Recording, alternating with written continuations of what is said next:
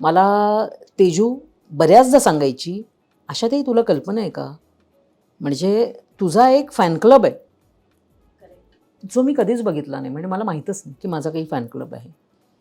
म्हणजे त्याच्यावर सगळेजण ॲप्रिशिएट हेच करतात की या बाई काय काय भन्नाट आहेत आणि या खूप म्हणजे खूपच छान काम करतात.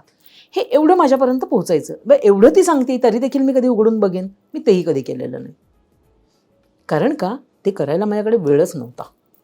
मी मालिकेचं शूटिंग करायचं, ऑफिसला पळायचं आणि त्या दरम्यान आणखीन एक थोडी म्हणजे वाईट घटना घडू पाहत होती. माझ्या नवऱ्याचं आजारपण सुरू झालं. मी कुठेच त्या गोष्टीचं वाईट वाटून घेतलं नाही.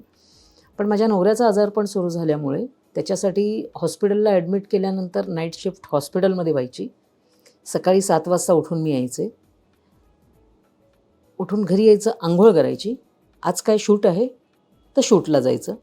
मग ते त्यांना मी जरा सांगितलेलं की बाबा 7ची शिफ्ट नकाच लावू, कारण मी येणार 7-7:30ला. मग 9ची शिफ्ट लावा आणि मला शक्यतो थोडासा अवधी द्या, कारण त्या बाईला काहीच मेकअप करायचा नव्हता, काहीच विशेष कॉस्च्युम नव्हता.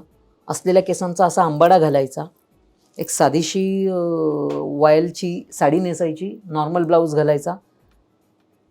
कवडीभर कधी सोनं पण घातलं नाही नवऱ्याने, असं त्याच्यामध्ये कायम डायलॉग असायचा. त्यामुळे ते इतकं सोपं पडायचं ना की अच्छा आशाताई आल्या, ठीक आहे, आपण पुढच्या 20व्या मिनिटाला आपण शॉर्ट तयार करू शकतो. त्यामुळे सोशल मीडियाशी माझं अनअवेअरनेसमुळे मला त्या काही गोष्टी कळायच्या नाहीत.